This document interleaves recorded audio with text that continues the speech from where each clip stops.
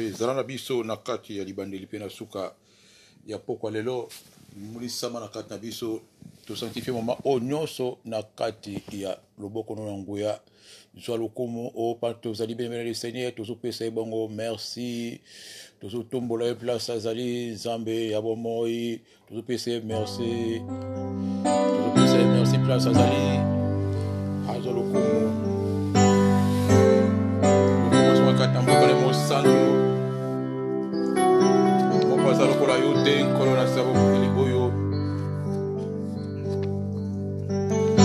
ozotombola nkombo na koleka bakombo nyonso kombo eleka nguya kombo eleki monene kombo eleki makasi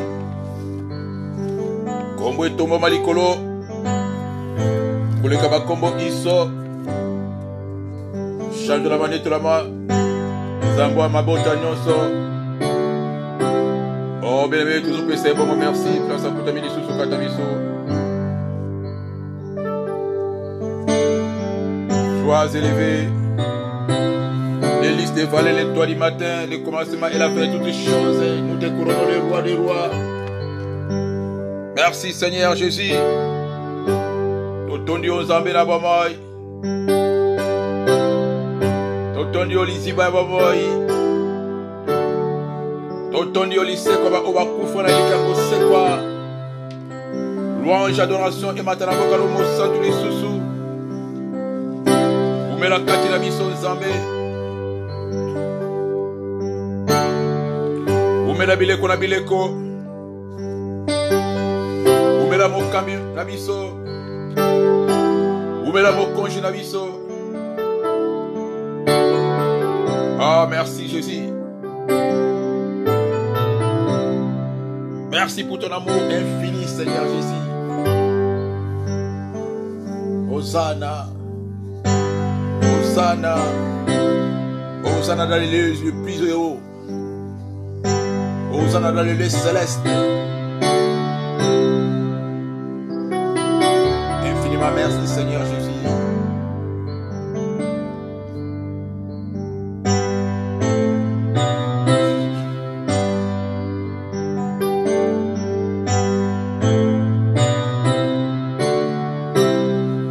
Sois exalté. Mon empaté. L'agneau immolé. Toi qui es mort pour nous. Toi qui as pris ma place, c'est la croix. Toi qui as porté mes péchés. Comment ne pas t'adorer?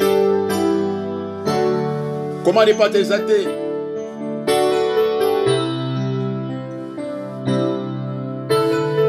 Saint, Saint, Saint, Saint. Saint, Saint, Saint, Saint, Saint. Et ta puissance.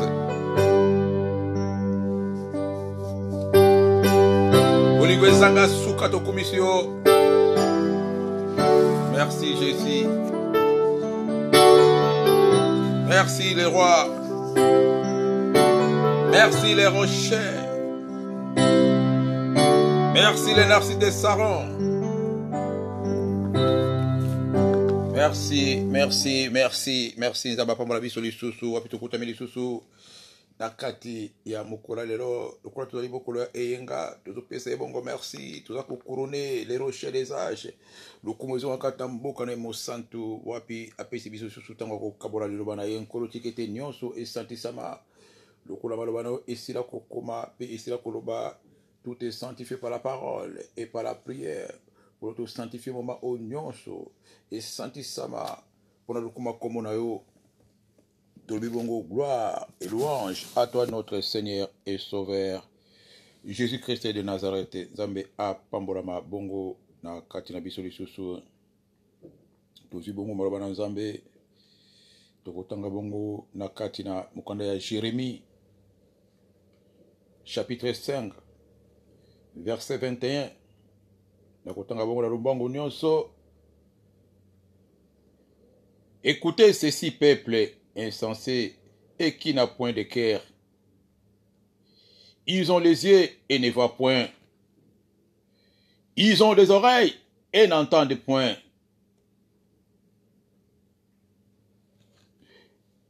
Tosuki wana. Nkolo pambola maloba na yo. Nkolo loba pona lukuma kombo na yo. Ngana limwa yo oloba na kati na monoko na nga lokola simple micro. Mama oyo ezala bongo direction ya Molimo Santu ekumba biso kilo na suka na kombo kitoko na Yesu Kristo Mesia. Bele menzambe azwa lokumu wapi toko sotonga ko kabola lisusu malobane na kati na dimanche lelo.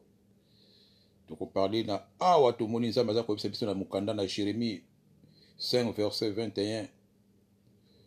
Azoloba peuple insensé nzambe azoloba a ezali banani ba mokilité ezali banani ba oyo aye bana na nzambe. Peuple insensé qui n'a point de cœur bazana motema te. Ils ont les yeux et ne voient point. Bazana misu me bazo mona te. Ils ont les oreilles et n'entendent point. Bazana matoi me bazo yokate. Matoi oyo miso oyo pe motema oyo nzamba azulu bana biso eza motema oyo wana ozana ngote parce que motema ezali parce que moto ko ozana motema te azana na bomoi motema oyo baza ko beza motema ya molimo so ba bi na français tu n'as pas le cœur un homme sans cœur c'est-à-dire que oza mutu moko comprenez-moi quand on n'a pas de cœur c'est-à-dire mawana motone ko sarate Moutola koyeba te que veut dire sengo na kata na vie na ye. Akoyeba te que veut dire compassion. Akoyeba te que veut dire kosala bolamu. Que veut dire kosala mabe. Quand on dit quelqu'un qui n'a pas de cœur, c'est dire qu'on a lokola mutu bon qui mutu bakata. Ako agir comme il veut. Ako comprendre le comme côté. Ako boma mwana na ye atina kata nzungu. Ako kata mutu pe beti mutu masasi. Ako boma propre maman na masasi. Donc il fait commettre n'importe quoi. Quand on n'a pas de cœur, c'est-à-dire on peut agir comme on veut, quand on veut. Et puis c'est que le baïsou bazana matoi be bazo yukate bazana misu bazo monate. Misu oyo misu oyo tout na ngote misu mosunité. Matoi oyo ezali mastoi oyo ya mosunité. Ezali matoi ya molimo, misu ya molimo, pe motema ya molimo. Tango nyoso Yesu Kristo Masia tango azalaki koteya abani koloba pe mingi esengo na ba oyo bazana matoi ya koyoka. Matoi wana ezalaki te oyo ngana o tozo nango ya nzoto ezali matoi bongo ya molimo. Bébé le Seigneur. Tamia matin biso eza bongo aveuglement spirituel na ba conséquences na yango. Mais un enfant de Dieu, moi, dans la maturité déjà, à ça, moutote, mituna kaba question. À ça, moutote, alobaka tout le temps. Pourquoi Nzambe? Ce qui Nzambe azali pour nini mobile langa aboinga. Ce qui Nzambe azalaka pour nini azotika ngana bana kono kwa mabo. Ce qui Nzambe azalaka pourquoi a permettre mos nanga akufa? Pourquoi permettre mobile langa akufa? Pourquoi permettre ba nanga bazana na maile na classe? Pourquoi permettre moi nangai abela liboma? Pourquoi permettre kana bota bana autis? So kinza mazalaka pourquoi so na zo bondela ayandula kangai te? So kinza mazalaka pourquoi zo mona passe nangai te? So kinza mazalaka pourquoi zo mona te bonu comme na kata mokili oh? So kinza mazalaka pourquoi zo tika mokili bébé le Seigneur mutu oyo azana maturité akotulaka nzambe ba bituna wana te.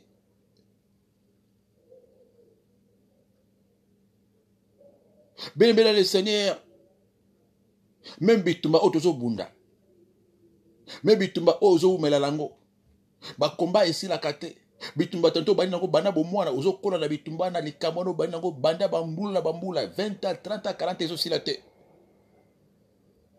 Cela ne veut pas dire que non bitumba na eza makasi koleka nzambe. Cela ne veut pas dire que non bitumba na eza makasi koleka yo. C'est pour qu'on soit perdre yango. C'est pour qu'on soit ko umela la kate bitumba na.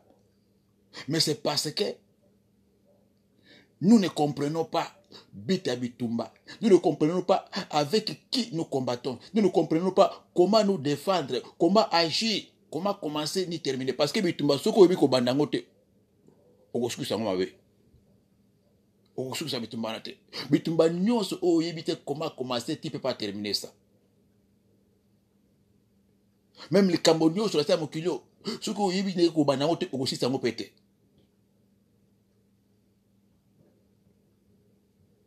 Nzambe alobelaka biso na ba circonstance Nzambe alobelaka biso pe na maloba mais ceux qui mutuaza totalement aveugle akomona te même circonstance mais ceux qui mutuaza totalement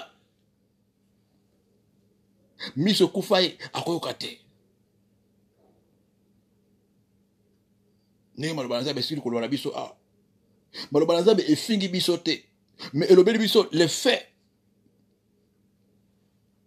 elobeli biso donc makambo oyo eza penza ya solo penza ezala ba signe na bilembo oyo ya koyeba mutu soki azali bongo na matoi ya kokufa soit miso ne monaka parce que mona na Nzambe oyo miso za kofungwama akozwa na capacité ya koyoka mingongo akozwa na capacité ya kodétecter pe ya kodiscerner il peut lire les signes des temps il peut lire les signes des temps et des circonstances akoki kodécoder akoki kosentir danger liboso na ye akoki kosentir na kati na ye batak bamenace akosentir na kati eke no namoni ke bazosala nga complot namoni moto akotrahir ngai namoni likambo okeni ya suka te namoni suka ngai na moto tokobebana akozwa capable akosentir na kati na ye bebe le Seigneur soki likambo ezoyola ye parce que aza na misu ya molimo mato ya molimo eko permettre mutu a détecter makambo oyo miso ya mosuni omoni te mais ya molimo ekomona mutu aza na matoi aza na misu ya molimo ako permettre ko discerner makambo oyo nzoto na makile ko discerner te mais à partir ya miso akofonga molimo mato akofonga molimo mutu akozwa capable ko détecter que Nzambe alingi apambolaka mikolo Nzambe alingi elevenga ako sentir même solo ya bénédiction ako senti que non namoni malade o ekoboma ngai ako eba ko détecter batana ba circonstance akozalaka moto oyo akoyeba nyonso mais ba mitune kozalaka te na kati na ye même période toza ko traverser oyo ba maladi oyo tozomona mokili ma maladi bato bazobela maladi aussi la teza ko changer ba combo échanger ba forme bato kobanga bato panique makambo ya ndenge na ndenge mais un enfant de Dieu qui a la maturité ou a la capacité à détecter à la mise au molimo ayebi qu'est-ce qui se cache derrière et le connaît ko salama pa ayebi nini ko ya liboso nini c'est salama te déjà makambo ndo surtout elobama makambo ndo surtout komama na kata Bible les signes sont déjà là mais il y a ceux qui ont des oreilles qui n'entend pas, qui ont des yeux qui ne voient pas. Même à makambo le tout le monde balade on est salami salamebo. Ne croyons jamais que mokili kozala n'est que qui bosso. Après malade qu'on là un jour. Et aussi là dans combien de temps on ne sait pas, mais il y aura des conséquences. Autres choses on a mis tout ça ba effet, ba fait. Mais il y aura des conséquences, et ça le la guerre. Là c'est ma guerre de toutes conséquences ça là. Matériel financier na dimension nyonso na sima pe makambo ba malade un jour to kosi la ba conséquences ko sala ba tumi ba perdre ba misala ba vie humaine ba to ba perdre ba tumi ba tikali ba orphelin ba tumi ba tikali ba veuve ba tumi ba komi ba chômeur ba to ba perdre ba emploi ba to ba perdre ba économie na bango marqué batumi batiki ba biloko na bango ezala bato bazala bana te bazala mibali te bakufi batiki ba ndako na bango ba château batiki ba milliards ba vieillard ba homme vieillard ba homme ba mikolo papa mikolo ba bibange mikolo su bazaka na ta poto bazaki na ba mbongo ebele abota na ete tato tika ka biloko ndenge na kaka zala ba château tout konso biloko nyonso na l'état a récupéré ngo l'état ko récupérer l'état a récupéré ba ndako ba château ba mituka ba compte ya banque ya bato oyo mususu batika la même na famille te la sa mokilo. Il y a ceux qui sont morts. Bah, Viera à 90 ans, il y a 80 ans, des milliers de Viera. na kati ya bango tu babola bazalaki kaka te eza na bato ya misolo na kati ya bato wana ozomona bato bazalaki na bachateau bato bazala babilanga bavinu bamilliardaire bani biloko na bango nyonso leta bongo akozwaka yango wana eza baeffet na baconséquence ya bitumba ya guerre ya manduki na guerre sanitaire eza kaka bitumba ya ndenge moko ezotana nsima nango eza nani c'est le diable qui est caché derrière l'état kozwa babiloko oyo autilize yango mpona tina l'état eza bénéfice bambongo wana oyo bariche batikila mituka wana eza bénéfice mpona l'état po l'état eza motu te mais mpona bato mosusu baperde baemploi bakomi bachômeur bana bango bakosouffrir baperde bacapital baperde baprojet et puis ekoprovoke susu badivorce bato mingi baklipotaka te nzala bacouple boni kopanzana badivorce mingi boni kosala maparti maladi oyo mobali asalaka lisusu te mwasi aperde mosala mobali aperde mosala il en a beaucoup qui vont divorcer baconséquence ya bitumba ndenge ezalaka ndenge wana dans le monde physique euti wapi dans le monde spirituel mais un enfant de Dieu qui a la maturité ya kozwa capable ya kogérer biloko capable ya kodiscerner capable ya s'opposer, capable de se défendre parce que y a zomona ayebi ke nyonso oyo ezali bongo na esprit qui se cache derrière. Mais moto aza avec la koyeba te ko discerner l'état et les circonstances. À cause de la victime. Quand on n'est pas aveugle, le Seigneur, on va tomber dans les trous. Quand on n'est pas, quand on ne voit pas, quand on est aveugle, on ne peut pas avancer. Ceux qui sont aveugles, à mon akate, ou bien raté, à cause de la faute et belé, à cause de tourner en rond, à cause de bandeli kamona balami balé, à cause de kende liboso zonga sima, ba marche arrière, ba keno vuto parce que la personne ne voit pas et n'entend pas. Par conséquent, c'est aveuglement au bébé le Seigneur. Et ça, quand physique, et ça rappelle spirituel. Au moment de moto, même dans bandoto. Alors, on soit bandoto. Mais, azo kangangote. Alors, on a rêvé. Mais, azo comprendre. Et ça, on a moussou koutou. Alors, on a même, kolota bandoto te. Pourquoi? Parce que l'absence de mon limo. Parce que c'est l'esprit qui permet de détecter. C'est l'esprit qui permet de décoder. C'est l'esprit qui permet de comprendre. Quand l'esprit n'est pas là, le Seigneur, Moutoua Kozala, bongo, aveugle spirituellement. Mais bandoto, akolota tanto, dindoto, vendoto na butu moko nyosto akanyangote. Mais Moutou Oyazali spirituellement. Réveillé, aza ko fungwama, aza éveillé, abana ko mona, bandoto pe azo comprendre. Amoni ndoto pe comprendre l'explication nango. Amoni ndoto pe akanjango.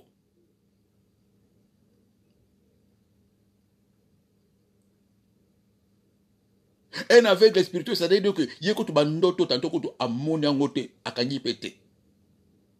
Même amoni pe tanto pas comprendre angote. C'est ce qu'on appelle l'aveuglement spirituel. Donc, il y a des conséquences physiques et spirituelles. Et ça, il y a des bonnes choses.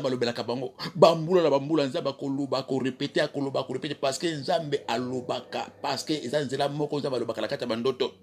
Mais quand on est aveugle, nzamba kolobelo na moy, on comprend te. A kolobelo pe na buto ko comprendre te. Parce que c'est lui qui n'a pas les yeux là à comprendre te, parce que on comprend le langage nzambe te, pe ba sino comprendre te parce que on est aveugle. Et comment le diable fait pour aveugler moto? Landanga malam. Zama sala kani po aboma miso moto. Omona mama oh nazoka bandoto te. Omona papa oh azo sala ba makambo moko ndie mona 2 ans 3 ans. Ozomona moto banda ya mbayi suma sala kola moko pe bikisi. Mais akola kana bonza mete a progresser kate. A bonga kate, a changer kate. Azoka délivrer te, azoka guérison te, mais asambelaka. Mais azobenga pe za mona nzambe. C'est là où la Bible nous dit, dans Jérémie 5, 21, écoutez ceci, peuple insensé et qui n'a point de cœur. Ils ont les yeux et ne voient pas. Ils ont les oreilles et n'écoutent pas. Bien le Seigneur. Le diable a deux façons, et a plusieurs façons, je peux dire deux, trois, quatre façons pour nous aveugler, pour voiler moto, mais les seigneurs, so bah tu voile spirituel, tu ne peux pas avancer, tu ne peux pas aller loin avec le Seigneur. Au moins la direction, on a mon kilote, on a tâtonner, bah demi-tour, na bah rond-point comme ça, bon partage dans sa mokil. Et le diable fait quoi pour voiler? À faire vivre la vie à ma soumo, na vie à impureté, na vie malsaine, spirituellement, physiquement. Aux ala sans cœur, un peuple sans cœur. Donc, tu as la quête, au cours de la potopoto, au commettre ma inceste, au commettre ma masturbation, au moment où tu as la masturbation, éviter que non, masturbation dans ma conséquence. Au moment où tu as la bongo, ma viol, à quoi battre conséquence à viol, à quoi commettre inceste, à quoi mettre ma sanga, à quoi frauder, à quoi finga, à quoi avoir engagement, à quoi honorer en côté, à quoi faire ma fausse promesse, à quoi faire ma bêtise, ma crime, parce qu'il n'a pas le cœur. Il fera tout ce qu'il veut, comme il veut, quand il veut. Pas de pitié, pas de compréhension, pas de mawa, pas de bolingo, pas de sagesse, pas d'intelligence, quand on n'a pas de cœur. Pourquoi la personne fait ça? Pourquoi mon tozo ça la biloko? Parce que azana motema te. Mon tozo na motema ko ba keno ko bomeza mabe. Likamo na sali na nyokoli motoyo. Likamo na sali nzamba sepele na ngote. Mais mon tozo na motema te, il s'en fout. Parce qu'il n'a pas le cœur. A raisonner le gomote. Parce que azana biloko wana te misato, matoyi ezate, miso ezate, motema ezate. Bébé le Seigneur. Mutu yo kozana motema ta ko commettre makambo yo na ndenge nyonso tu akovivre na ba vie au mona une fois que oza exposé na kata makambo ezala même na ba pensée okosumuka. Ezala même physiquement okosumuka. Na tango déjà ozo vivre mutu tso ozo vivre kata ba vie déjà ba désordre, azo sala ba kambo ma BO, ba ekobo ko yiba ko boma tout ba dégâts ba crime. Mutu akomona eloko moko te, même vision na déjà spirituellement eza ko kufa, il va tirer sur tout, il va écraser tout, il va disperser tout, il va détruire tout parce qu'il n'a pas de cœur, pas des yeux, pas d'oreilles. Au moment siko tant mutu na état physiquement, spirituellement akozala même pe na ba conséquences tango ko mona te, ba ndoto akozwa te. Tout ce qui va se passer dans la vie, il y aura toujours ma surprise. Lui, il y a un balakata, il y a atteindre. Bakosala Dieu sur la satana bakozoe parce que azumona eloko mokote, asantaka eloko mokote, accompagner eloko mokote. Mais comment est-ce que les moments où au moins on a vu décision solo, à prendre conscience que non, dans la moté maté. À prendre conscience à solo que dans la misouté, dans la matoté. Na yokakate nzambe na comprendre que comment te muto soki a se rétablir sur quoi se ressaisir a kosala ndenge nini abali kosala ba repentance akutani sika moko malamu azwi loloba la nzambe lokolo zo koyoka na kati ya poko lelo ayambi yango atiango na misala na nzela nanu nini repentance kosenga nzambe mawa nzambe ngala zanga motema na zanga matoyi nazanga misu natambolaki mabe nakisali ba crime belé na bomi na nyokoli na bebisi na panzi na sasi ya ndenge na ndenge bona moto abimi na mibali ya moto na motindo abimi na bana na ye un homme sans cœur, il a commis des trucs là bizarres ce qu'on va se ressaisir que non nous sommes la salaki et ça mabe na zungi na sema kolona nzambe ubona moto asali nini aboni kuluka siko nzambe a intervenir asinge mise kwa nzambe lokola nzambe atonda bolingo nzambe ko bona siko mutu so abandi siko yo mingi to so ka batumba ya kasiko yebo pa na ngai papa tala vivre na ko vivre tala vie na zango bona bo oboni mutu afoli motema to solo li naye na yo bo mama na ko peso mabondeli kota mabondeli ko sala ta 3 jours après to go yeba ne to ko solo la to zo ningi nzambe ko loba nzamba koloba nini tozo ba direso pese ba verset biblique Au PC, porter ma prière au bon de là. Au moment, dès que la personne a sali repentance à ma lame, dès que la personne a respecté à côté de gêne, ce moment, moi, dans un nous sommes les kakabaitapo, ce qu'à côté de gêne, à côté de repentance, à bandi prière.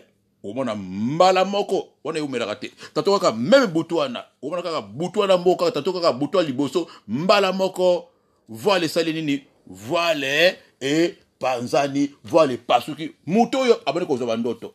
Bandoto qui m'a pendant 2 ans, 3 ans. Mais à Zongo kaka mokolomo qu'on a abani besoin de prière. Après avoir fait ça, la repentance, il y a madame. Après avoir fait ça, ma bonne ligne aille, au moins tantôt quand les premiers jours, muto amani ko mona, mi se fongami.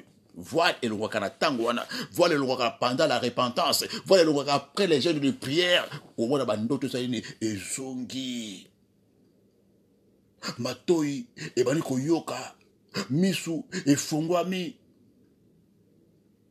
Muto ko moko ba sensible, abani ko sentir que non, masturbation ça m'a bien la sous-souté. Muto abani ko zo décision, na ko yiba sous-souté.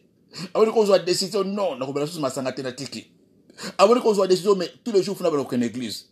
Abani ko zo décision il faut na ba ko bonde avant na la pongi. Muto nini makanisi na yibani ko zonga, mi se fongwa mi esiko, mato ya bani ko kasuko la voix de Dieu. A comme pepele. O ko remarquer pendant la période de la jeune, on a bandoto ko banakoya ebele. Bandoto les akoya ebele. Exactement parce que ozo gêner, bien parce que on prie. Et ça va jeune, et ça qu'on doit déclencher. C'est-à-dire ça bandoto on ozo bona na ba jeune, et ça bandoto l'autre kango mikolonion so. Mais loko là, ozala qui voilé au monde akayango te. Okomona batubi tozo bonde la bango maintenant tozo sala ba prière ma casse ba gêne de prière ba gêne ba prière ba casse même ba prière ba tongo ba 5h du matin ba ve ba tozo ba révélation e belé ba zo bona makambo belé. Pourquoi? Parce que tozo ko ve tozo zo ta ko bonde na boutouana et là ba to mi tozo pesa ba prière même ba prière ba zo ko ta ba gêne de prière ozo bona ba ko zo ba ndoto bani ko bimba siko bandoto bani ko tali sama siko. Pourquoi? Parce que voile et longwaka benazela repentance na ba tingwa makasi. Omona mamo bandoto bani ko mona bandoto wana ya moto na motindo esprit efungwa misiko yo.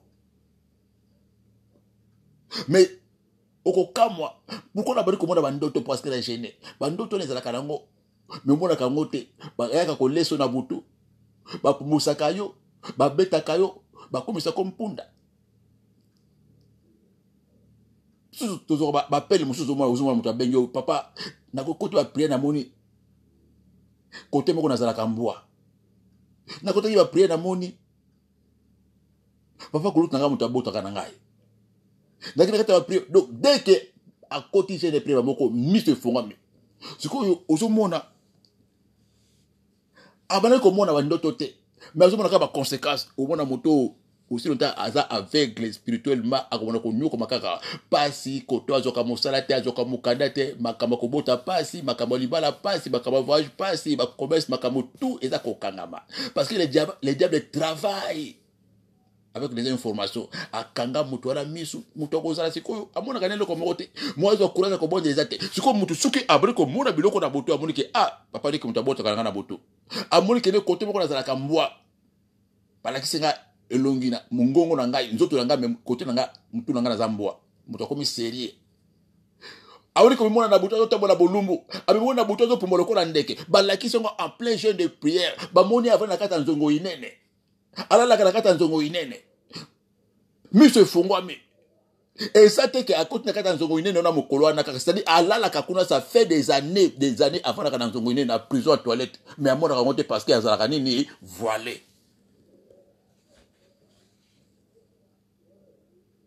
Yoko mona kabana na nzambe mingi ozomona zobaki azoloba banana bani ko bondela azolola la soute na botute banana bani ba prier nazomona na botu ba attaque nazolota ba ndoto mabe pourquoi abani ko lela lela. Mais ce n'est pas le problème que nous parce que ozo bondela eza ba attaque eza makambo eza la kanango banda kala mama eza la kanango banda kala papa lokola yo obondela ka ozalaka voilé okozala le temps kosala ba repentance na ba jeu de prière te makamone sala makana sekele yo komona yango te à partir ba repentance malamu na ba jeu de prière malamu ndeko komona siko bango ba telemi siko yo bana komona siko filme nyonso basala ka ndenge bakumba kona mboka ndenge babotisaka yo ndenge okataka bilangala na esika yo ozalaka na nzongo inene yo komona nyonso raison pour laquelle komona siko tango za na etawana ozomana kaka physiquement mobile azolinga ote physiquement ozoka musala te physiquement finance keneke le bosote physiquement tout ce que tu fais ça ne marche pas siko to bango ba moni obani ko gêner obani ko prier o ko remarquer nini ba ko telema siko bi oh alinga échapper biso alinga kende c'est en ce moment ko bona siko yo ba bandi siko ko bima siko vis-à-vis obani ko bona bilongi na bango obani ko bona na kokwa mwasi wana oyo yo kumaka na mokongo obani ko mona na bilanga oyo kataka na boto obani ko mona na moto acha na prison na ye obani ko mona na place bacho na samai pe na moment na ko mona siko ba combat et s'intensifier obani siko diable mutu oyo akanga yo mutu oyo aza maître na yo mutu oyo acho kat na sikala parce que ya ko mona ke olingi ko bimba siko obani ko bonde la mingi obani ko kota ba jeune parce qu'il a des démons qui parlent que par des jeunes de prière. Abi ke mutu ngana bani ko perdre obona siko mobali ya buto asali nini abani ko mona ke obani ko kende okomona siko akosala ningi nini obona ba attaque multiplier yo komona quand même ozala jeune de prière oboni mobali ya buto ko sangana no mais ozala jeune de prière ozala kata jeune de prière omoni mwasi ya buto ko sangana nayo pourquoi ayi ko intensifier ayi ko resserrer ayi ko renouveler parce que a senti que oza ko échapper mais yo ko banga te maman ko banga te papa au compter pesa nzambe merci parce que ozomona na ninga zaka oya yo kolenga te parce que posa na eza ke yo otika pour ya continuer yo otika pour ye a sala mosala na mais soki yo continuer soka ya kosala ni akotika akosala pour yo décourager pe aza pe capable so ba remarquer ninga ba koluka ba longolo place wana place o bazo bondela pour na tia na yo lingomba oyo zali bakolinga ba longolo place wana même ba prier yo salaka bakolinga susu osala ngote puisque yabi ke moto yo ninga zawa to raté ba okimiso pe église ba kimiso pe ba bi ko kotaka ba prière songolo pakala à partir ba prière obonza même na 5h du matin ou bien à partir ba veille kotaka à partir prière osalaka à partir songolo pakala ba ko perdre yo ba ko empêcher ba ko bonza la l'air wana ba ko empêcher ba ko participer na ba prière wana ba ko empêcher ba ko kena lingomba na ba ko empêcher yo kaka pasteur wana c'est comme ça que le diable fait soko ba kangote mais so na bonne no ko ka bandoto mabe mais ça malamu so la ba prière zo ba tak et ça malamu bata ko neza banda kala omona kangote omona ka ba conséquences bana baza ko kufa bazebe za ko sopara ozoka bosana te mais siko to bali ko bondo bali ko bona ngo siko bien eza kitoko eza bon résultat pour la tia na persévérer aucun suka. Même le Seigneur, c'est comme ça que le diable travaille en voilà ses victimes. Quand tu es dans ces dimensions, dans ces catégories, c'est-à-dire aux abongo, maître ya vie na ote. Une âme emprisonnée ne se souvient pas de ses rêves. Une âme emprisonnée, même s'il se souvient des rêves, akokasa ngo ngeni akwanyila ngo ngeni okozono ba ndoto omoni pe révélation bien omoni pe ndoto bien siko so comprendre explication na ngote okobonda ngeni eliboso ngona ebi balé bongo ata o ibe explication na ngo siko bi ko bonda te et osa ero komote bako peso ba ndoto nyonso bako ba ko expliquer ba ndoto nyonso mokile na ndenge ozalaki siko soko ibi koma ko bondela te ba ndoto na ko zonga parce que source nango so okata ngote et ko zala toujours wana malgré tu as entendu l'explication. Malgré on t'a expliqué, le diable est capable de changer. Le loco a une forme de nyoka. Le loco a une forme de lion. Le loco a un avion. Le loco a une masoua. Le loco a une boîte. Quand il y a un changer.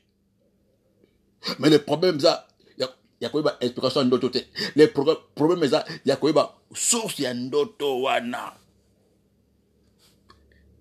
Il y a mis baleza. Comment détruire source nango.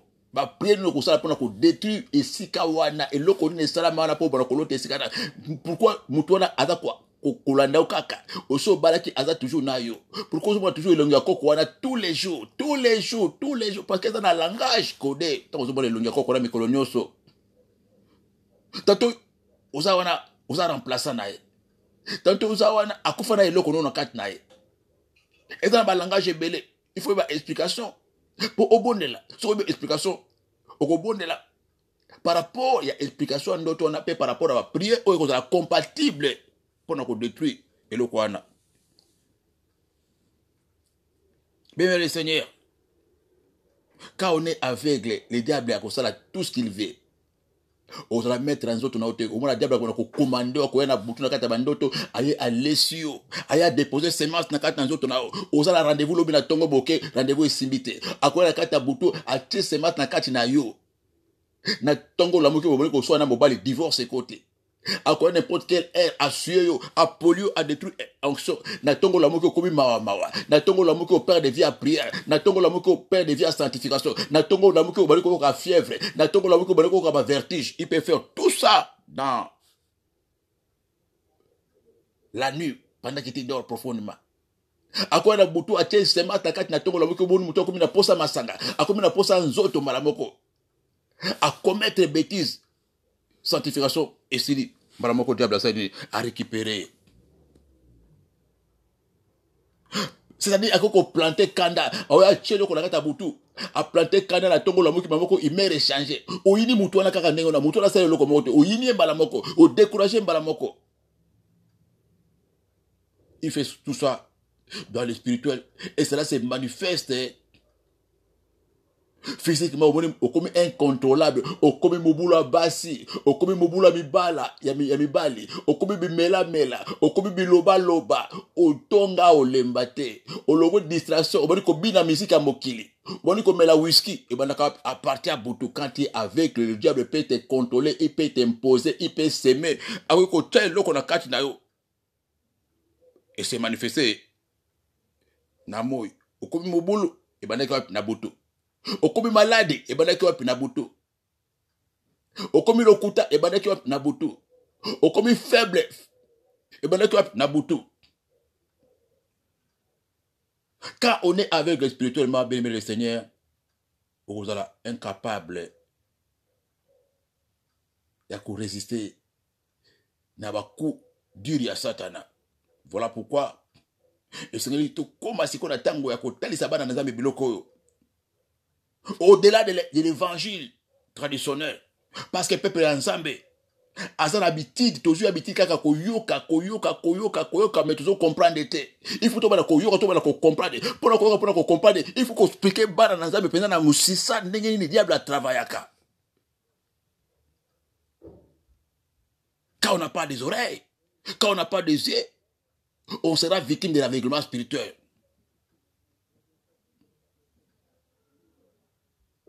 Bien, le Seigneur, le diable nous a piégés longtemps. Il a détruit nos vies pendant des années. Il faut que cela s'arrête. Il faut que cela s'arrête, bien, le Seigneur. Il faut yango etelema, totelemelango. Parce que nous avons posa pambola biso. Nous avons posa kumba biso musika. Nous avons banda zala, Nzambe. Nzambe kuna na likolo place azali. Azana posa pambola ngana yo. Azana posa a sauver biso. Azana posa a délivrer biso. Azana posa a guérir biso. Mais ça n'a pas réalité. Oh biso bana Nzambe. Et c'est le to yeba. Que faire pour recevoir ce que Dieu veut nous donner? Que faire pour être béni? Que faire pour être délivré? Quand on est aveugle, mon frère, quand on n'a pas ça, c'est ce qu'on a aveuglement, Dieu écoute la prière, mais ne répond pas à toutes les prières. Dieu écoute les prières et répond aussi les prières. Cela dépend de nos senga. Et donc, on a des gens qui ont été sautés. Mais avec le sang, avec le sang, on a été ils ont malamuté. On a été sauté. Moukana Nzambe lui a vu sur la carte à Matthieu 7:7. Demandez, il vous sera donné. Mais on ne demande pas n'importe quoi à Dieu. Le Nzambe qui demandez, il vous sera donné. Au conseil, il y a un makamusu, ça vous peut s'arrêter. Pourquoi? Quand cela n'est pas selon la volonté de Dieu, quand il demande mal, Dieu ne te donnera pas. À ton côté, jeûne il y a 1500 jours. Parce que Dieu n'est pas un sentimentaliste. Il faut approuver mon thème. Matthieu 7, frappez, on vous ouvrira. On va frapper. Et on ne frappe pas n'importe où, mon frère, ma soeur. On va frapper n'importe où. Si on va frapper n'importe qui, n'importe où, on risque de frapper. Et si on va frapper à terre, on va frapper n'importe un cimetière. On va frapper dans l'Iboulou. Il y a Moutamo. On risque de frapper si on va frapper à terre. Frapper, on vous ouvrira. On ne frappe pas n'importe où. On va frapper dans Ndakwanganga. Au côté qu'on a pour Luka. Cherchez, vous trouverez. Et on ne change pas n'importe où, mon frère, ma soeur. On recherche où? Donc la Bible a dit cherchez, vous trouverez. Au côté à Mabé, on l'a dit dans YouTube, on l'a dit dans Facebook, on l'a dit pasteur Wana, on l'a dit prophète Wana, on l'a dit. Voilà pourquoi les gens ont trouvé maintenant la confusion. Akenaki zoto malamu akomi kobela. Akenaki azongi maboko pamba. Akenaki marié azongi célibataire. Balobi mobali aza mobali nzambete. Moi ça nzambete boka bona. Mais pourtant yo kenaki po ba pesa solution libala na evanda mais bakaboli bino libala. Merci Saint-Esprit. Parce que tu cherches mal, mon frère, ma soeur. Quand tu es aveugle, tu vas tâtonner, tu vas chercher là où on ne cherche pas. Quand tu es aveugle, tu vas demander ce qu'on ne demande pas. Quand tu es aveugle, tu vas frapper là où on ne frappe pas. Mon frère, ma soeur, il faut faire attention à ne pas demander n'importe quand, n'importe comment, n'importe où. Il faut faire attention à ne pas frapper au mauvais moment et au mauvais moment. Mauvais endroit, mauvais moment. Bien, le Seigneur, par conséquence, il y a aveuglement spirituel. Okonoko luka place aux ambazalakate. Okonoko beta place aux ambazalakate. Okonoko kota place aux ambazalakate. Mon frère, ma soeur, quand tu es dans l'aveuglement spirituel, okonoko kota place aux ambazalakate. Mais quand tu es ouvert spirituellement, tu sauras que awanzambazate. Où est Zanzambete? Où est le Komosusu? Oh, Zambete Mutazoloba. Oh, Zamutu Mutazoloba. Tu seras capable de détecter voix en Zambé, na voix à moto, na voix à serpent.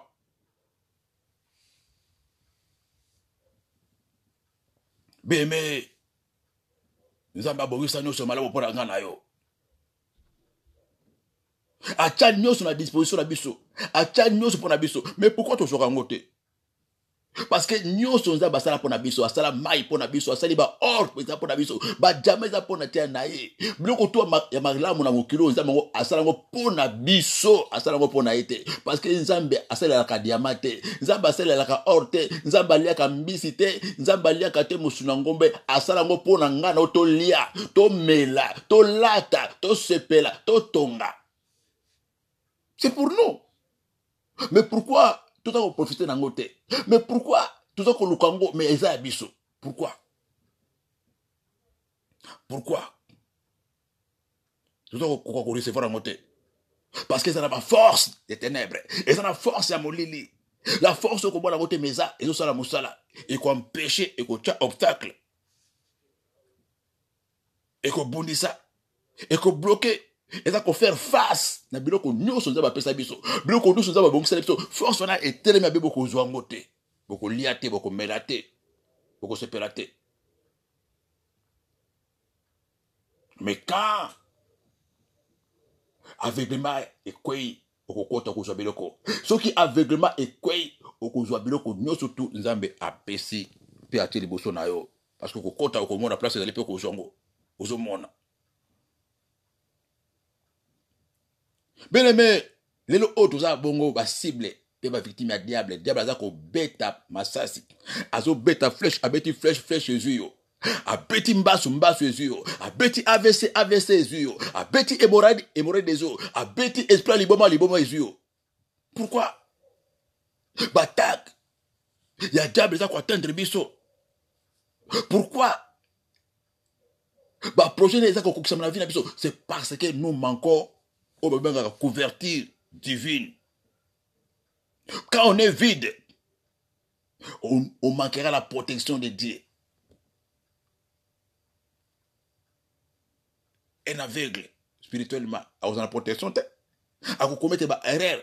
On vivre vie likolo sans cœur, sans oreille, sans yeux, il va être victime à 150%. On a la protection en Zambété. Diable a frapper quand il veut, comme il veut, où il veut.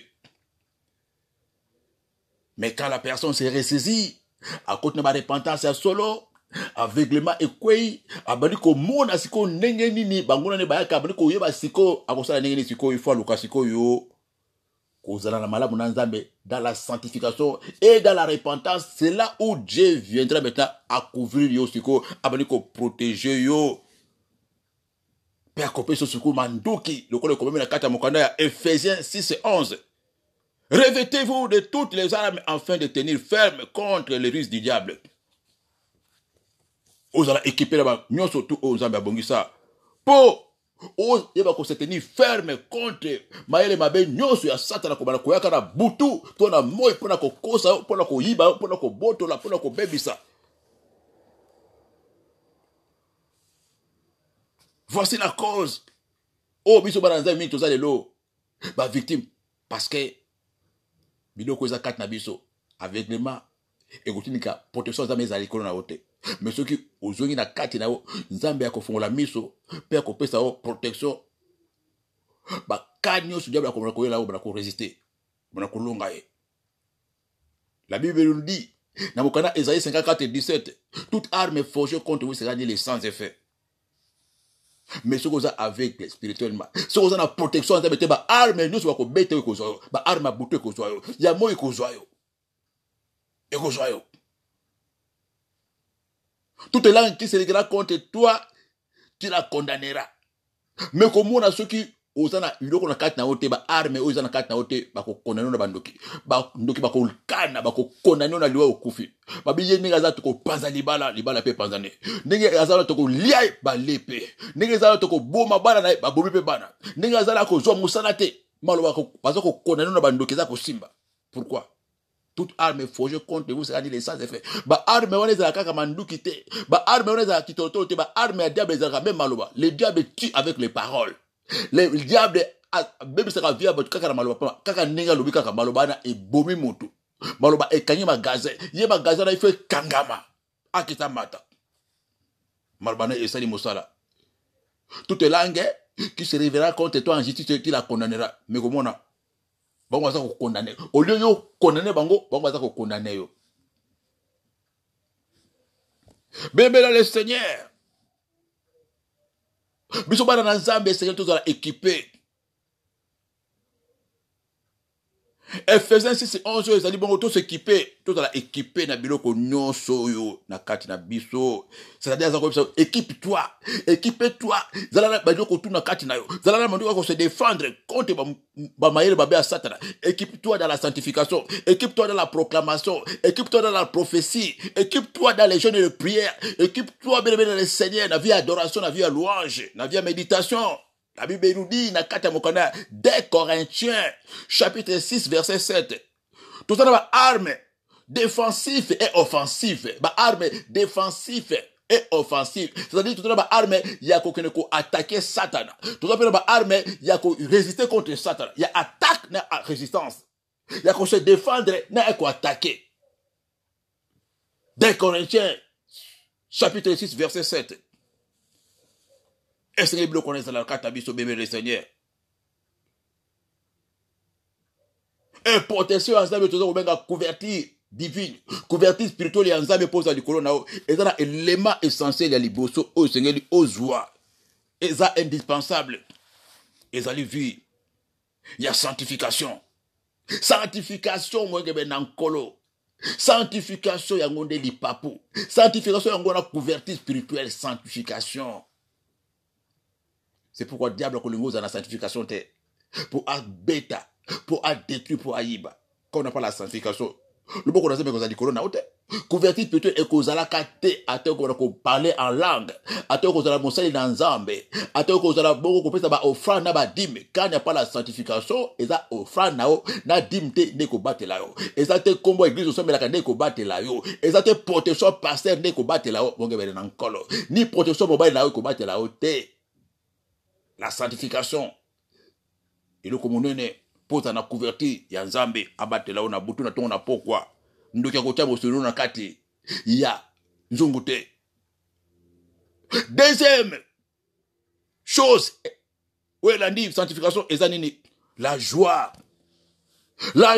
bébé le Seigneur eza moko na eloko mutuya moko na eloko evandisaka bonzambe moko na eloko evandisaka victoire moko na eloko diable alingaka te la joie esengo omona mwana nzambe abondelaka kaka mirmire abondelaka kaka ba plainte abondelaka mais abangaka trop abondelaka mais aza na équilibre te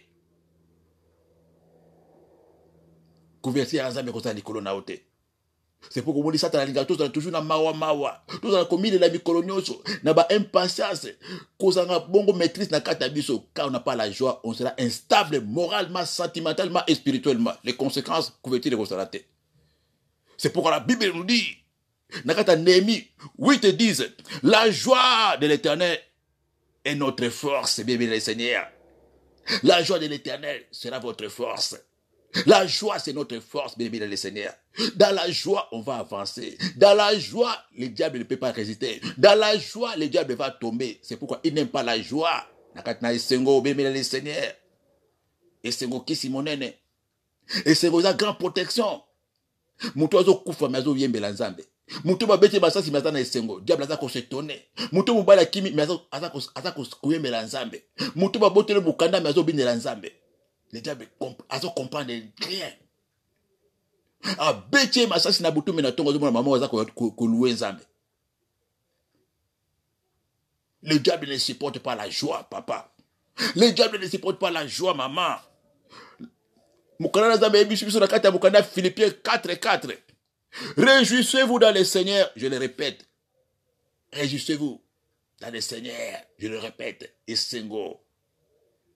Dans 1 Thessaloniciens, chapitre 5, verset 16. Soyez toujours dans la joie. Soyez toujours dans la joie. Toujours dans la joie, dans les malheurs. La joie, dans la pauvreté. La joie, dans le célibat. La joie, dans les blocages. La joie, dans les coronas. La joie, la joie. Soyez toujours la joie, la joie, la joie. Pourquoi toujours la joie? Na matanga, la joie. Na déception, la joie. Na trahison, la joie. Parce que le Seigneur connaît dans la joie, maman. Aïe, nakata esengo diable akokakate esengo kisi monene esengo za parapluie monene esengo za couverture la joie du Seigneur.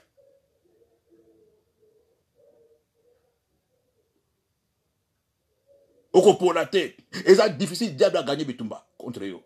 Yo mona même na ba mokili ya toujours mona même na ba football na ba match sur équipe ezo pola ba supporter baza ko ba nzembo avancer même na armée bazo kele bitumba baza ko ba nzembo. Comment résoudre l'ongwa? La joie vient. Quand on chante, le stress fuit. Quand on chante, la paix nous libère. Quand on chante, on avance. Quand on chante, l'ennemi recule dans la joie. La joie repousse l'ennemi. Soyez toujours dans la joie. Au moins, mon toit bon de la azakane sengote. Azo bon de la malili. Azo bon de la kolela. Azombre toujours ma plainte ou ma murmure, ça bloque. Et l'ennemi fait son travail. Yami Sato Zali. Boya Kanda. Ephésiens 4:26. Si vous vous mettez en colère, ne péchez pas. Moko diable Bible sera convertir en Zambé. Kanda kaka osilika bakotindika oswana bakotindika otomboka pour convertir longwa parce que même bandoki va attaquer ou va provoquer comme to ko na piège ya makasi zani kanda mutulo so osilika kanda est normal mais kolala la kanda te kanda ezali signe de mécontentement. Quand quelqu'un n'est pas content il se fâche, c'est normal mais ba boinde commander kanda jusqu'à kokuluka ko bomba moto kanda otela mutu poison, kanda okata mutu lokolo, kanda obeta mutu lisasi, kanda obana kolakela mutu, kanda obana koswete mutu liwa. C'est là. Wana oke musika, papa, oke musika mama. Olongwe. Ça bloque et ça enlève la couverture divine. Bien-aimé,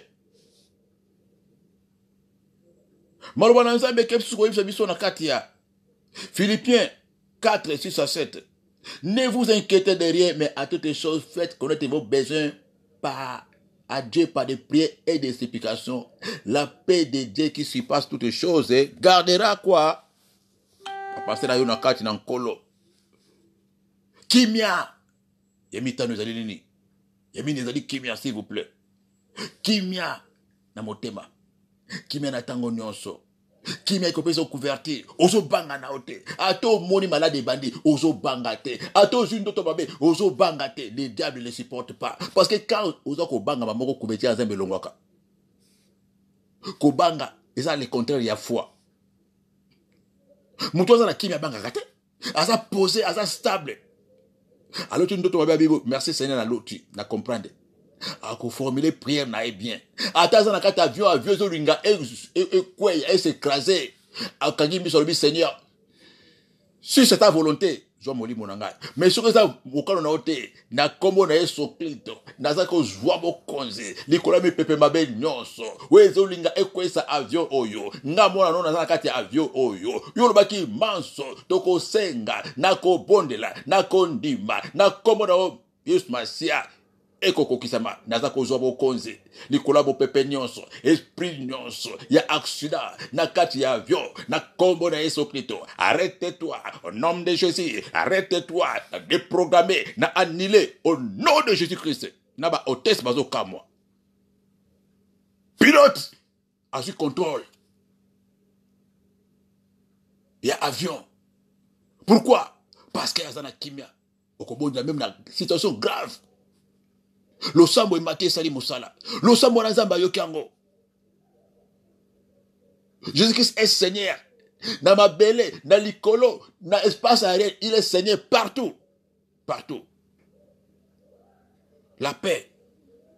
Couverture la zamba koza likolo na eko battre la avion na. Ata avion na soki kwei, ba tunuso bako kufa yo ko kufa te.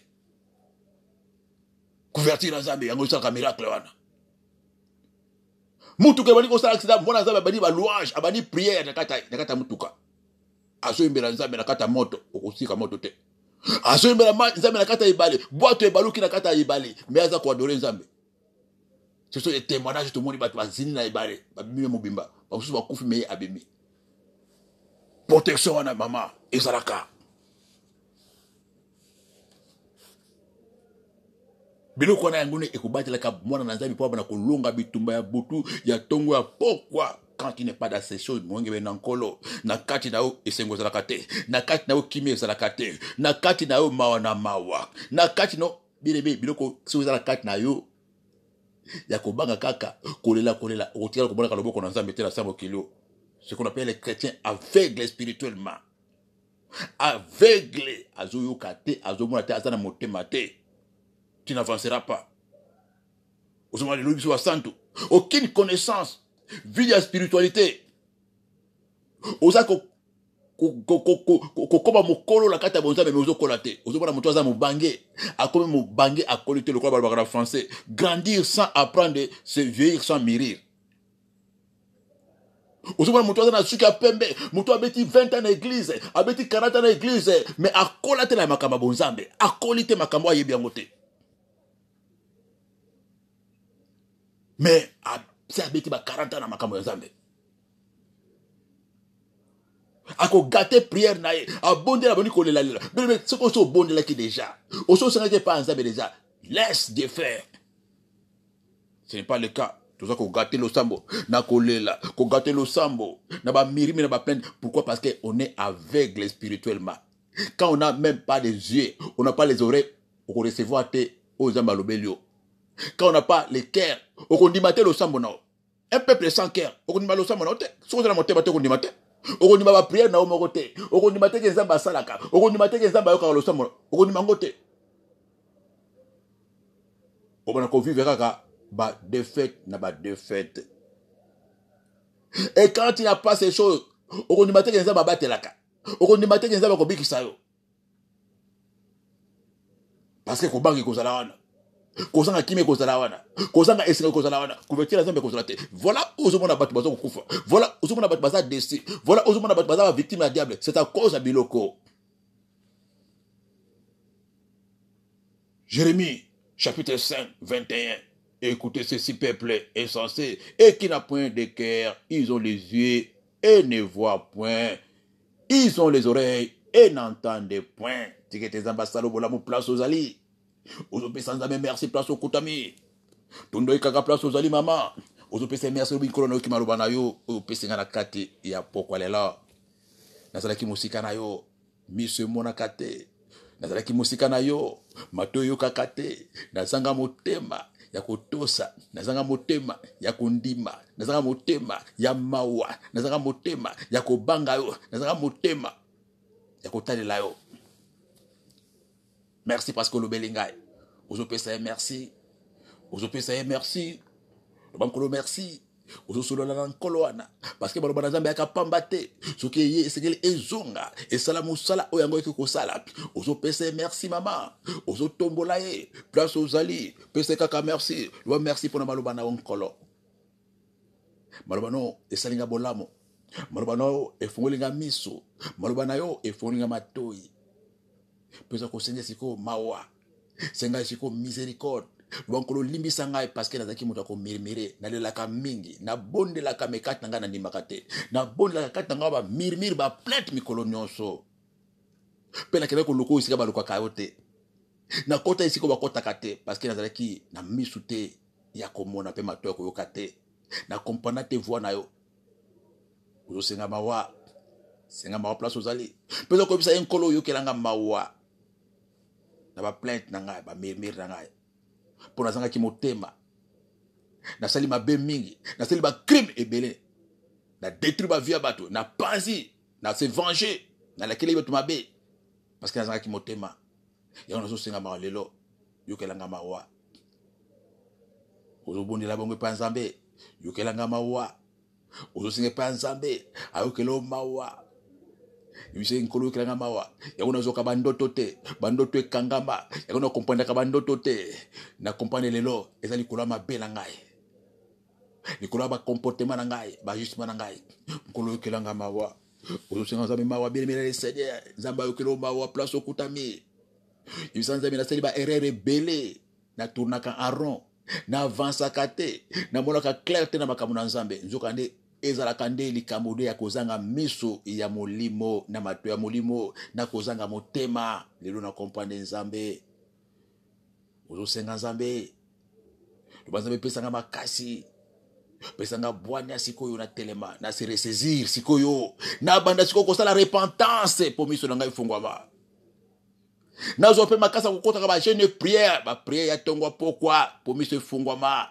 nazana posa miso wana nkolo mama bondele longo nanga place ozali papa senge longo ngai yebisa Nzambe nazana posa miso wana miso oyo lingi na mona na lingi na bana ko mona sikoyo pe na bana ko yoka pe na zana motema oyo ya kobanga motema oyo ya kotosa motema oyo ya ko comprendre volonté na Nzambe na prendre conscience nazala capable ya ko détecter makambo ya kaliboso nazala capable ya ko discerner nazala capable ya ko yeba nini muni alingi osala kati na vie na ngai nkolo pesanga matoi wana nkolo pesanga misu wana mama bondela papa senga abaki senga bakopesa ozo senga isika mabete ozo kosenga epai na moko Nzambe loba kolo na senga ke siko basenga kate na luka ki osiko baluka kaite na luka ki osiko yo ozala kate nkolo na beta ekuke esika oyo ozala kite nkolo lelo na kuta na maloba na yo nazongi na sema kolo na yo nazosenga pesa miso wana pesanga motema na pesanga matoi wana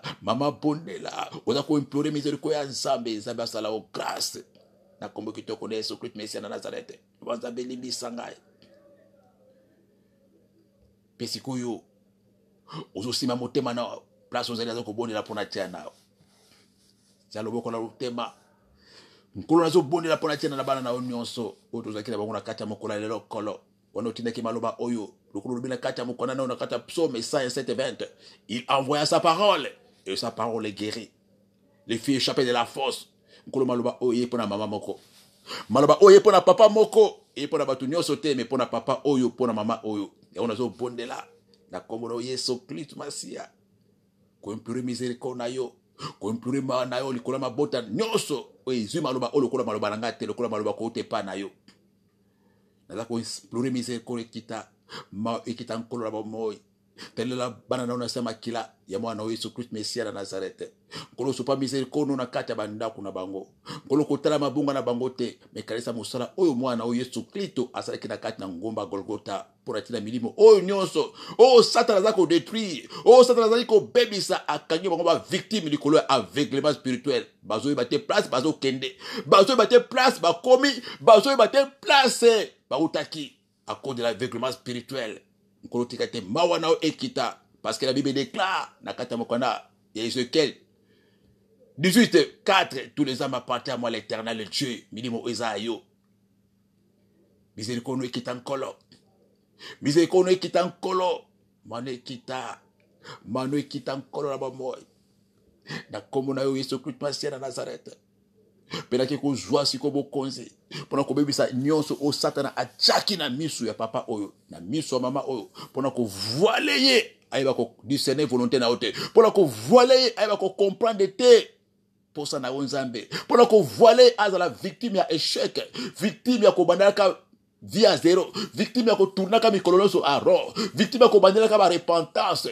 victime ya kobalaka balamisa tu balamine victime ya kozokaka siba mikolo nyonso victime ya kotourner des années ça akota na bénédiction ça akota na promesse mais pourtant yo tia nyonso liboso nazaka kokene bongo kopasula voile wana nazo déchirer voile wana likolo tina se na pasoli voile wana penazako boka mona moto na kombo na Yesu Kristo Masia voilà kozanga compréhension na longoli voilà kozanga discernement na longoli voilà kozanga komona na longoli penazako longola ba coton za ba toy nazo longola ba coton nazo longola ba coton nazako déboucher ma toy wana na kombo na Yesu Kristo Masia penake ko détruire bongo motema oyo ya libanga nkolo pesa bana na motema ya bozambe motema ya musuni ezwa esika wana na kombo na Yesu Kristo Mesia pesa ko libérer siko nkolo nguya ya bandoto siko bana ko kita siko wakimisa bandoto bana ko zonga siko yo ozo ka bandoto bana ko kita siko yo na kombo na Yesu Kristo nazo fungola bandoto bana ko kota siko bandoto abutu bana ko zwa bandoto moyi bana ko zwa eloko nyonso batia na kati voile nyonso bazipaki eloko lese pasuki bana ko zwa bandoto bana ko comprendre nyonso ko salama ezala bandoto atongo kanga yango ezala bandoto moyi kanga yango ezala bandoto abutu kanga yango pe zwa compréhension zwa esprit à discernement zwa esprit à décodage ko ba ko décoder nyonso tout et ça na makana mokila molili po oza la victime te po oza la cyprité banalelo na kombo na Yesu Kristo Masia na Nazareth pela zo senga nkolo la bomoy couverture na oza likola bana na Nzambe na zala biloko osengi toza na rango kat na biso la joie et la partage la paix et la partage boyenge bene et la partage parce que malobano lobi na biso le royaume des cieux ce n'est pas le manger, le boire, mais la paix, la joie et la justice. Kolo tikete mulimu na esengo ezala partage abana na yo. Esengo oyo mokile pesa kate. Esengo oyo bozo mokile pesa kate ezala partage abana na yo. Kimia oyo mokile pesa kate ezala partage abana na yo. Pe mulimu nyonso ko banga elongwa. Ya bilela elongwa. Ya ba plainte elongwa. Mulimu santu joie contrôle, joie possession sikoyo. Parce que tango koki tango ekoki chaque chose à son temps tango aveuglement spirituel et leki siko to komina tango ko mona to lingi to vivre pla o te liboso na biso nkolo tikete loboko na nguya e bana ko se manifester tikete loboko na nguya e bana ko se révéler siko na kata bana na nyonso tikete loboko na nguya nkolo ba moy e bana ko se révéler na kata banda kuna bango tikete Nzambe o se manifester na bandako nyonso. Ozali nzambe, ozali nzambe, ozali nzambe, ozali nzambe okosaka mutu te. Ozali nzambe obi pourquoi obenga biso. Ozali nzambe obi pourquoi otinda biso na sa mokili oyo. Ozali nzambe obongisela biso nyonso malamu.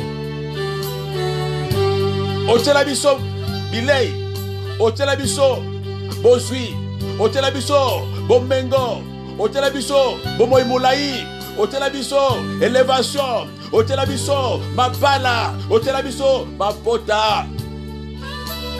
Memo ini satana telemaki liboso nkolo. Tobondelaka na kolela mikolo nyonso, kolela esila. Tobondelaka na bamirmiri, bamirmiri esila. Tobondelaka tozanga esengo. Kolo yo lobi na balabala yo. Réjouissez vous dans le Seigneur. Je le répète. Et soyez toujours dans la joie. La joie de l'Éternel, c'est notre force. Oh Seigneur, libère ta joie maintenant. L'esprit de joie. Pardon, comme joyeux, joyeux. L'esprit de joie, c'est la partage d'abandon konyoso. Et Seigneur, contre la kata mitema. Mitema o ezoka ezwa esengo. Mitema o ezanga espoir ezwa esengo. Mitema o betema libaku ezwa esengo. Kimia ezala bongo na banda konyoso. Kimia elata milimo na biso. Kimia na kata misala na biso. Kimia na kata babala ni nyonso. Kimia na kata bana na zambe nyonso. Kimia na kata ba famille na biso. Kimia. Kimia. Et bon, mawa et l'omwa kata biso. Ne vous inquiétez de rien. Monsieur la biso mawa. To garde mitema. Pour les canyonso. Ma porte nyonso diable à kota tozo kanga. Ma porte nyonso ya kaka tozo kanga. Nazela koswana. Nazela incompréhension.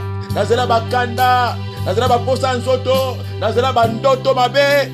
Bandoto wa bosangani, bandoto wa kolia, bandoto wa kopumwa likolo, dozo kanga, dozo kanga, dozo kanga, dozo kanga. L'esprit de liberté soit contrôle et rend gloire à Jésus. Na kombo kito kona Yesu Christ Messie de Nazareth, au nom puissant de Jésus-Christ de Nazareth. Pébiso basse le kola motumo koto bibongo. Gloire et louange à toi notre Seigneur et Sauveur. Jésus-Christ de Nazareth. Nous avons pas la biso passe au témoin de Bongo Yanga, que est sous la même moment. Ceux qui mourent au centre, que vous avez sauté. Ceux qui se passent à Ekozonga, que vous avez sauté. Tout le monde est sous mon dimanche prochain. Na Ngonga Oli Soussou. Nous avons bon la Katamboka Mokozi Paris. Place Lingomba Izali. Église de la grâce me suffit. Nous avons la Vitry sur scène. Nous avons la Nyonso à partir de 9h juste à 12h30. Vous avez posé ma coordonnée pour vous bengi biso, tu as vu dans vos cabinons, vous bengi à 06 33 38 75 92 06 33 38 75 92. Tout d'abord on a kata mboka Mokozi Paris na Vitry sur scène pour na oba ki na Lingomba, vous avez commencé dans Zela. Zela mozu tozu siko ezali Zela. Métro 7, Ozukaka, métro 7, direction Vitry-sur-Seine. Au Kitibongo, on a terminé à Vitry-sur-Seine. Aux 8 bis 182 directement aux Abongo. Na arrêt Oyo, il y a Gabriel Perry, Balamoko, aux Lingomba. Bon, tous à la canal du Soussou. Chaque tongo toza bongo na antenne radio télévision pe soir toza ba prière comme matinale tongo nyoto toza wana la biso en direct na 5h du matin pe toza la kapé mokolo ya vendredi après prière à minuit na 1h30 toza na ba veille spéciale tous les vendredis na direct ya radio télévision pe soir la biso lisusu to bondele longo pour aveuglement et kweya to telemela pe to bébé sa bando to ba benyonso bongo toza kapé lisusu mokolo ya samedi, nous avons appelé tout à midi. Nous avons jeudi à midi, la biso sous en direct. Il y a d'autres télévisions fait soir. Nous avons dit sous. mpe toza na émission oyo tobengi bitumba ya kati ekosala bolamu mingi mpo aveuglement esila ya kosila libela. Tozalaka na tous les lundis, tous les mercredis, tous les vendredis na 18h juste bitumba ya kati bituna mpe biyano miso efongwama yo mama miso efongwama yo papa na ntango tokomea suka oyeba kososola oyeba kodiscerne oyeba kocomprendre bituna oyo tunaka parce que aveuglement spirituel ekokumba bana na nzambe mingi na lifelo. Aveuglement spirituel ekotisi bana na nzambe mingi na kati ya mabolo. Aveuglement spirituel ekangisi bana na nzambe mingi na kati ya mitamo. Tobeti esika osengeli tobeta te, tokota esika osengeli tokota te, tosenga esika osengeli tosenga te. Likola kozanga koyeba zala na biso mokolo wana ya vendredi lundi mercredi na 18h na bapambola biso baso lisusu tokola libongo soki Yesu Masiya akozwa biso te tikete eza bapambola papa Crispin mama Kati Jokebedi bana na bango mpe biso baso baladi na kati ya radio télévision internationale ben du soir mokili mobimba kimena nkolo ebondo kati na mabota nyonso. Bye bye.